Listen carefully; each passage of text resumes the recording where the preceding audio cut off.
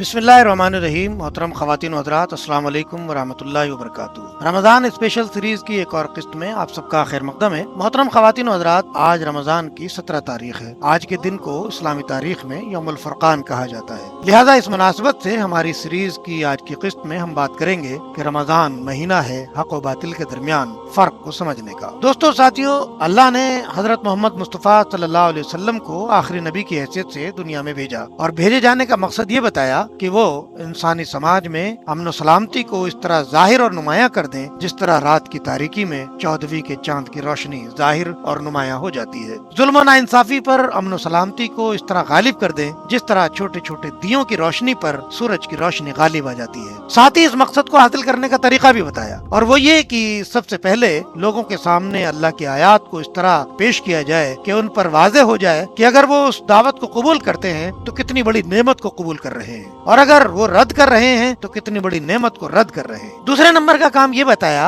कि जब उनमें से कुछ लोगों को ये बात समझ में आ जाए और इस बात को वो तस्लीम कर लें तो उनके नफ्स का तज़किया किया जाए, यानी उनके अंदर से खोट निकाला जाए और उनकी जिंदगियों को संवारा जाए, उन्हें बेहतरीन किरदार का इंसान बनाया जाए ताकि वो तमाम इंसानों और इंसानी समाज के लिए बेहतरीन सरमाया साबित हो। और दोस्तों, तीसरा काम ये बताया कि उन्हें अल्लाह के फैसले और उसकी हिकमत समझाई जाए ताकि वो अल्लाह के उन फैसलों के मुताबिक अमन सलामती के क़याम के लिए हो रही जिद्दोजहद का हिस्सा बन सके। हजरत मोहम्मद सल्लल्लाहु अलैहि वसल्लम ने अल्लाह की हिदायत के मुताबिक काम का आगाज कर दिया। धीरे धीरे इस दावत को कबूल करने के लिए लोग आगे बढ़े। इस दावत को कबूल करने वालों में ज्यादातर तो निचले तबके के वो लोग थे जो जुल्म सितम की चक्की में पिस रहे थे, और इस दावत में उन्हें जुल्म से नजात और इंसानी मसावात की उम्मीद नजर आ रही थी। कुछ वो लोग थे जो ऊंचे तबके से ताल्लुक तो रखते थे मगर खुद जुल्म नहीं करते थे। कुछ वो लोग भी थे जो खुद उस जुल्म करने वाले तबके में शामिल थे, लेकिन जैसे ही अमन और इंसाफ की दावत उनके कानों में पड़ी उनके दिल नर्म हो गए और उन्होंने जुल्म का रास्ता छोड़कर क़याम अमन की इस जद्दोजहद में शामिल होना तस्लीम कर लिया। लेकिन वो लोग जो समाज में जुल्म और नाइंसाफी के अलंबरदार बने हुए थे, उनकी अक्सरियत ने इस दावत की मुखालिफत की। आप सल्लल्लाहु अलैहि वसल्लम और आपके साथियों के साथ मारपीट शुरू कर दी। आप सल्लल्लाहु अलैहि वसल्लम ने सब्र किया और करते रहे, यहाँ तक कि लोगों पर वाज़ेह हो गया कि जालिम कौन है और मसीहा कौन, फसाद और बिगाड़ की जड़ कौन है और अमन अमान के लंबरदार कौन। दोस्तों, जब इस कशाकश को 13 साल गुजर गए और अमन सलामती के इस पौधे को मक्का की सरजमीन ने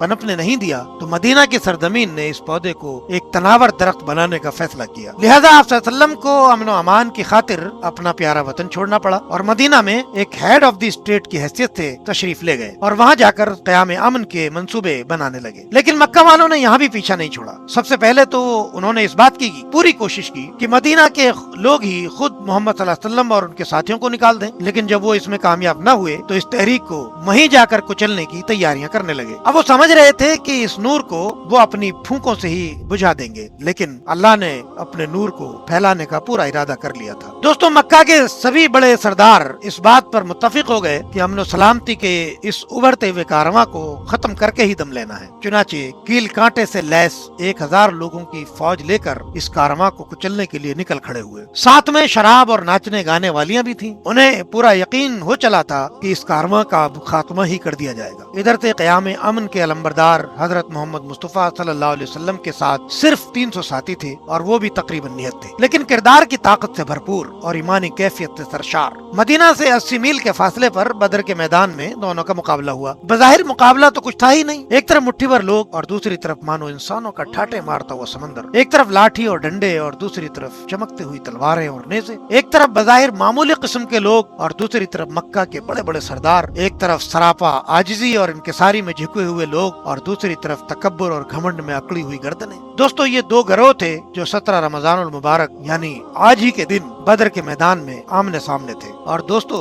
अल्लाह ने उस दिन फैसला कर दिया कि जीत उसकी होगी जो हक पर होगा और हार से 2-4 वो गिरोह होगा जो बातिल पर होगा। और तारीख ने देख लिया कि हजरत मोहम्मद मुस्तफ़ा सल्लल्लाहु अलैहि वसल्लम जो पीस के लंबरदार थे, अल्लाह ने उनको जीत से 2-4 किया। और इस एतबार से आज के दिन को अल्लाह ने यौमुल फुरक़ान भी करार दिया कि अल्लाह ने इस दिन हक और बातिल का फर्क करके दिखा दिया। दोस्तों, इस दिन से हमें जो सबक मिलता है और जो पैगाम मिलता है वो ये कि इस्लाम रहमत और गमखारी का दीन है। इसकी दावत रहमत और मोहब्बत की दावत है। समाज में अदल और इंसाफ कायम करना इसका मिशन और मकसद है, ताकि एक तरफ समाज में अमन सलामती कायम हो और दूसरी तरफ अल्लाह हमसे राजी हो। दोस्तों, अगर ये दीन अमन सलामती का दीन है तो इसके मानने वालों को अल्लाह की रजा के लिए समाज में सरापा सलामती बन जाना चाहिए। इंसानियत की खिदमत के लिए आगे आना चाहिए, चाहे इसके लिए उन्हें कितनी ही तकलीफें क्यों ना बर्दाश्त करनी पड़े। दोस्तों, अगर ये दीन अमन सलामती का दीन है, और यकीनन ये दीन अमन सलामती का दीन है, तो इसके मानने वालों को जुल्म और नाइंसाफी के खात्मे के लिए आगे आना चाहिए। यकीन जानिए, अगर उन्होंने